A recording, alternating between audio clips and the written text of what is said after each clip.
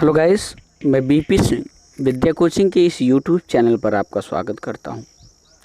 Last video में हम लोगों ने हरास क्या होता है, हरास का कारण क्या है, क्या आवश्यकता पड़ती है हरास की गणना करने के लिए, इन सारी चीज़ों को देखा था।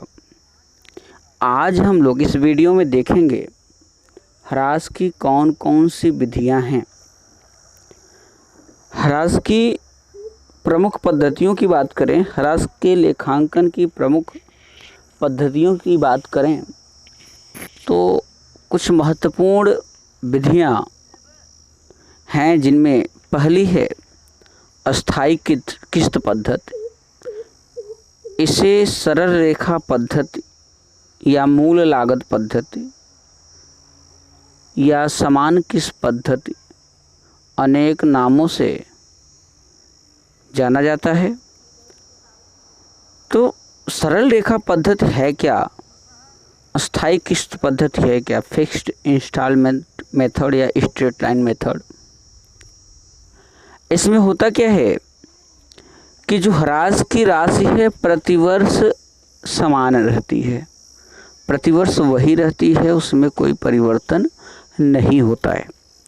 वर्ष के अंत में जब खाते तैयार किए जाते हैं तो हरास की गणना की जाती है और इस मेथड में, इस पद्धति से हरास का लेखा करने पर एक निश्चित दर से अस्थायी संपत्तियों पर हरास निकाला जाता है। जब मान लीजिए किसी संपत्ति का मूल्य 1 लाख रुपए है और हरास की जो दर है वो 10% है, तो प्रतिवर्ष 10% की दर से अगर निकालेंगे हम तो 10% होगा 1 लाख का कितना, 10,000 रुपये। तो ये 10,000 रुपये, यही प्रतिवर्ष आपका 10,000 रुपये हरास की धनराशि होगी। नेक्स्ट ईयर भी आप अगर हरास का लेखा करेंगे तो जो आपकी हरास की राशि होगी वो 10,000 रुपये ही होगी, अर्थात इसमें कोई परिवर्तन नहीं होगा। इसलिए इसका नाम क्या है, सरल रेखा पद्धति या अस्थायी किस्त पद्धति, मूल लागत पद्धति। जो मूल लागत है वस्तु की, संपत्ति की, उसी पर निकाला जाता है ना। तो होता क्या है कि प्रतिवर्ष मूल लागत पर निकालते हुए हम लेखा करते जाते हैं और एक ऐसा समय आता है जब उस पर्टिकुलर वस्तु का, उस पर्टिकुलर संपत्ति की जो वैल्यू है, जो उसकी वैल्यू है वो शून्य हो जाती है, अर्थात उसका जो उपयोगी जीवन काल है 10 साल बाद अगर 10% लगेगा हरास, तो 10 साल बाद वो मशीन जीरो हो जाएगी। उसकी जो उस संपत्ति के जो जीवन काल है, उस संपत्ति का जीवन काल आपका कितना है, 10 वर्ष है। तो 10 वर्ष बाद क्या होगा, वो शून्य हो जाएगी। तो ये होता है अस्थायी किस्त पद्धति या सरल रेखा पद्धति। इस तरह से दूसरी पद्धति की बात करें तो दूसरा है क्रमागत शेष पद्धति या घटते हुए मूल्य पद्धति। जैसा इसके नाम से लग रहा है, घटते हुए मूल्य पद्धति की बात है ना।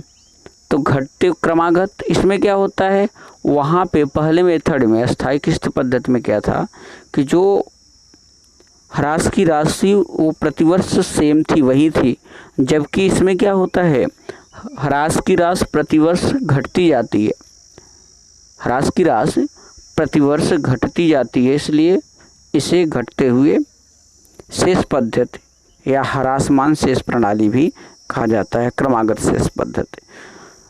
एग्जाम्पल वही लेते हैं, मान लीजिए 1 लाख की मशीनरी थी, 10% अगर उस पर हरास होता है तो पहली ईयर 10,000 हुआ तो मशीन बची 90,000 की। तो अगले साल जो हरास होगा वो 90,000 पर आपका 10% लगेगा, 90,000 पे, तो 9,000 रुपये आपका क्या होगा, हरास होगा। अगली ईयर आपका 90,000 में से 9,000 घट जाएगा, 81,000 पे लगेगा हरास, फिर 8 या 100 रुपये हरास होगा। तो हरास क्या होगा, प्रतिवर्ष घटता जाता है ना।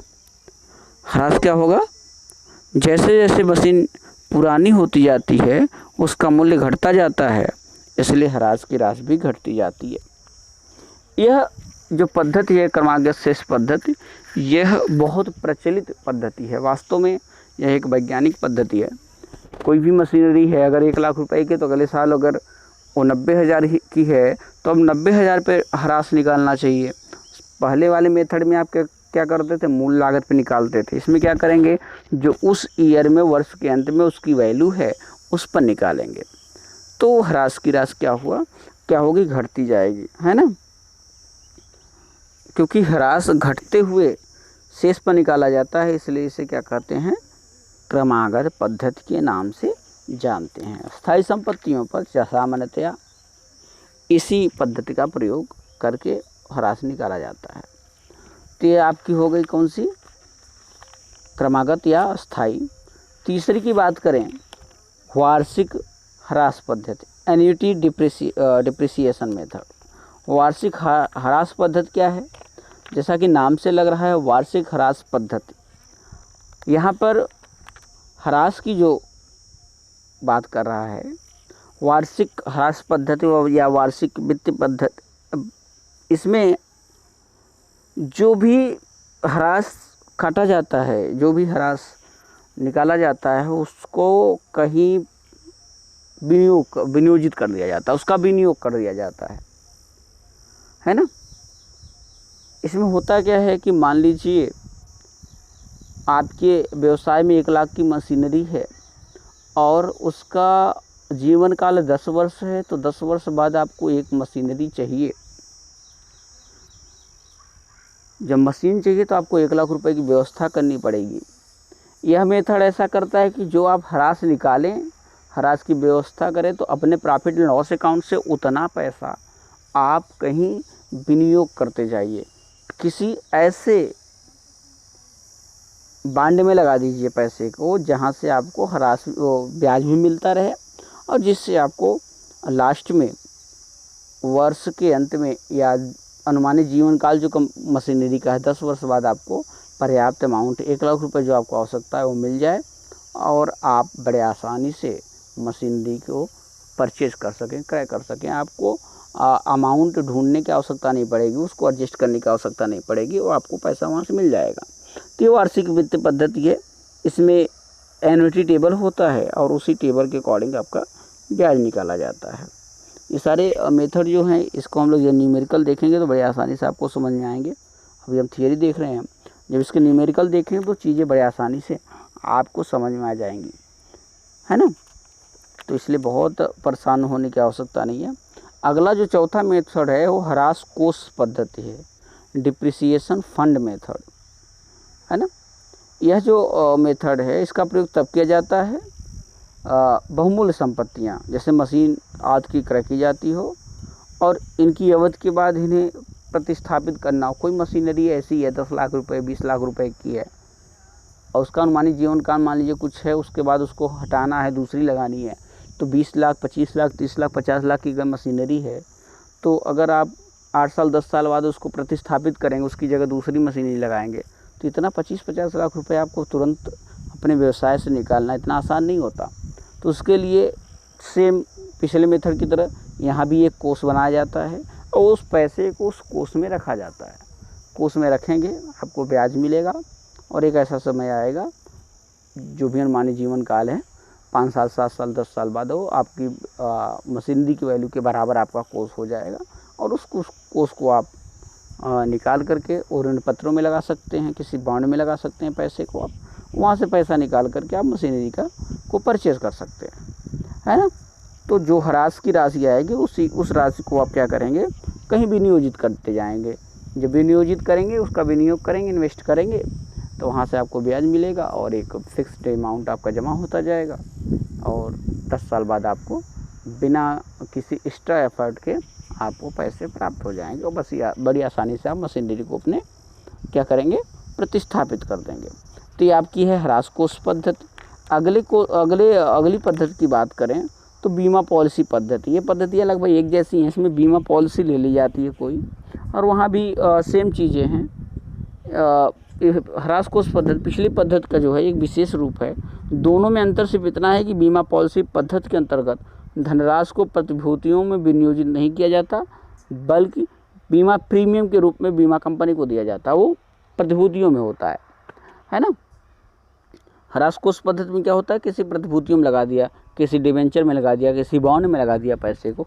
यहाँ क्या होता है, बीमा कंपनी से कोई बीमा पॉलिसी ले ली जाती है, उस पर प्रीमियम जमा किया जाता है और संपत्ति जब ये बीमा पॉलिसी का समय समाप्त हो जाता है तो संपत्ति को प्रतिस्थापित कर दिया जाता है इस पैसे से। तो बड़ी आसानी से आपको बिना किसी एक्स्ट्रा एफर्ट के बड़ी आसानी से आपको धनराशि मिल जाती है और आप संपत्ति को प्रतिस्थापित कर सकते हैं। तो ये कुछ प्रमुख जो है इम्पोर्टेंट मेथड हैं डिप्रिसिएशन को निकालने के।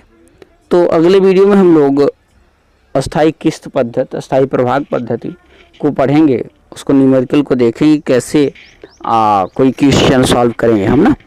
तो आज के लिए बस इतना ही, अगले वीडियो में हम लोग न्यूमेरिकल देखेंगे।